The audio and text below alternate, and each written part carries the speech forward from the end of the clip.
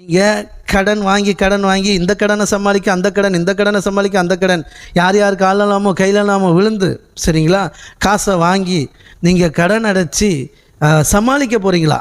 நிரந்தர முடிவு கிடையாது. அப்படி தானே? நீங்கள் கடன் வாங்கி கொடுத்தா அது நிரந்தர முடிவா?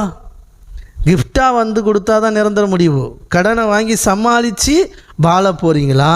இல்லைன்னா தேவன் என் கடனை அடைப்பார், நான் கடன் வாங்காதிருப்பேன், கடன் கொடுப்பேங்கிற வாக்குத்தத்தம் எனக்கு நிறைவேற்ற அவர் வல்லமை உள்ளவராக இருக்கிறார். எப்படி தருவார்னு தெரியாது. எத்தனை கோடி கடனாக இருந்தாலும் சரி, தப்பு பண்ணிட்டேன் சொல்லுங்கள், வியாதியஸ்தனுக்கு தான் வைத்தியம் தேவையாம், அவருக்கு தெரியும். நீங்கள் தப்பு பண்ணிட்டீங்க, கடனாளியாக இருக்கிறீங்க, கடன் அடைக்கிறதுக்கு அவர் தானே தரணும், ஃபைனான்சியர். எத்தனை பேர் புரியுது? வியாதியாக இருக்கிறவனுக்கு வைத்தியம் தேவையாம், வியாதியஸ்தனுக்கு வைத்தியன் என்ன கொடுப்பாரு? நல்ல வைத்தியன் சுகத்தை கொடுப்பாரு. நீங்கள் கடனாளியாக இருக்கிறீங்க, கர்த்தர் உங்களுக்கு என்ன கொடுப்பாரு? கடன் அடைக்கிறதுக்கு சோர்ஸை கொடுப்பார். விசுவாசிக்கிறீங்களா?